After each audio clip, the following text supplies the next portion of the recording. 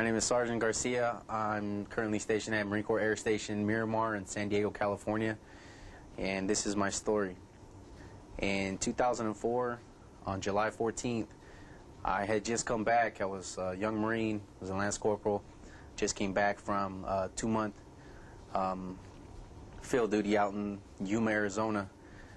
I was eager to go home, see my family, wanted to go and spend time with them before I deployed to go to Iraq. Took 3 weeks of leave. As soon as I got back, I went straight on leave. Being a young Marine, I packed my things, put it in the car, and just took off straight from there. My destination was Dallas, Texas, so you could imagine, I mean, that's a pretty long drive. I drove out there. I got about 3 hours away from Dallas. I was passing through Sweetwater, close to Abilene in Texas. And as I was driving through Sweetwater, I was in the fast lane. I had the cruise control set on my car. I was doing 68 in a 70-mile-an-hour zone. I had my Bluetooth on in my ear. Was talking to a friend of mine who was getting married and was looking forward to me getting there on time to be there for the wedding. So happened I had my seatbelt on. I was doing everything correct. I was being safe. Little did I know there was a state truck in front of me, I'd say about half a mile ahead. I didn't realize that the tailgate was down. There was a full-blown tire, rim and all.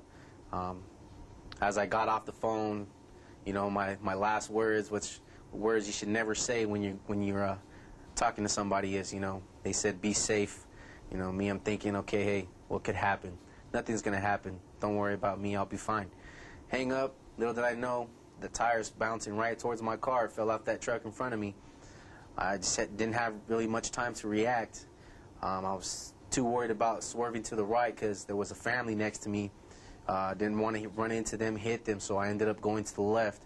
I went into a ditch, kind of freaked out. I hit the brake, pulled the emergency brake. Tire caught on the grass, kept spinning. The whole car started turning sideways. I hit the side of the ditch, came back up on the freeway. Right then and there, I knew something bad was going to happen, so instead of tensing my body up, I just let go of the steering wheel. I relaxed my body. My car was sliding sideways across the freeway with the traffic coming straight at me. As it was sliding, the rear driver's tire just snapped from the axle. The whole car came down. The next thing I knew, I was airborne and the car was flipping. I flipped into another ditch after I flipped over 2 lanes.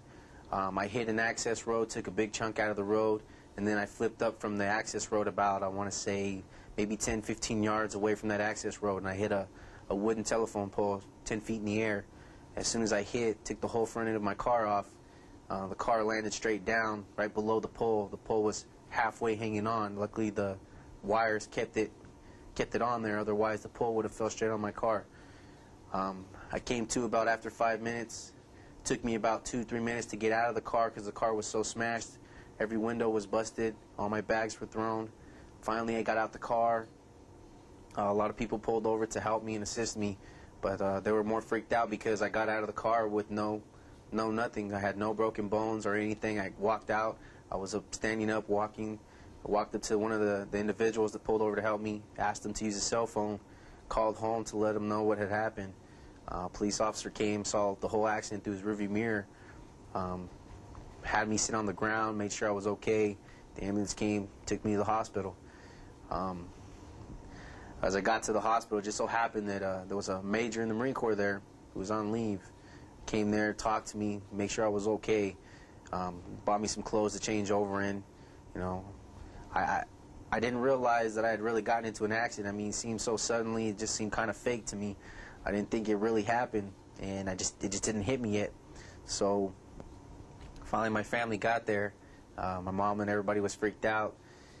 They went and saw the car, went and get my stuff, and the car looked worse than what it did when I got out of the car. I mean, I tried to see if I could get back in the car, let alone figure out how I got out the car, and I just couldn't get back in the car. So after that, my command got word that I had gotten into an accident. The first thing they assumed was it involved alcohol. My first sergeant went and told the rest of the Marines, you know, we had another accident, Marine being stupid, driving home. You know, wouldn't be surprised if it involves alcohol, and we're going to deal with that Marine once he gets back. Well, when I had got back, I had gotten a copy of the police report because I wanted to cover my six. I gave it to my first sergeant. He read the police report, and, you know, never thought I'd hear this word, especially coming out of a first sergeant's mouth. But he looked me straight in the eye and said, you know, I apologize, because I thought it involved alcohol, and I didn't think that something like that could just happen to a Marine who's being safe, you know. But I mean, what I got to say to the rest of you out there, it doesn't matter how safe you are. You can be as safe as can be, but how do you know the person in front of you, to the left or to the right of you or behind you, is just as safe as you are? You never know. You got to be aware in your surroundings, and you know, anything and everything can happen if you think it's not. Nobody's Superman. So, you know, again, my name is Sergeant Garcia, and that's my story.